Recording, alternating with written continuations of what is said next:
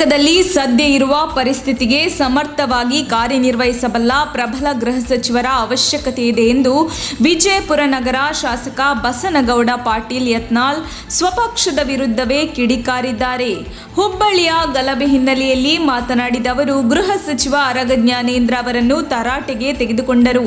ಕರ್ನಾಟಕದ ಗೃಹ ಸಚಿವರ ಹುದ್ದೆ ಖಾಲಿ ಇದೆ ಎಂದು ಪತ್ರಿಕೆಗಳಲ್ಲಿ ಜಾಹೀರಾತು ನೀಡಬೇಕು. ರಾಜ್ಯದಲ್ಲಿನ ಇತ್ತೀಚಿನ ಗಲಭೆಗಳ ಬಗ್ಗೆ ಹಾಲಿ ಗೃಹ ಸಚಿವರಿಗೆ ಸಾಫ್ಟ್ ಕಾರ್ನರ್ ಇದ್ದಂತಿದೆ ಎಂದು ಆರೋಪಿಸಿದರು.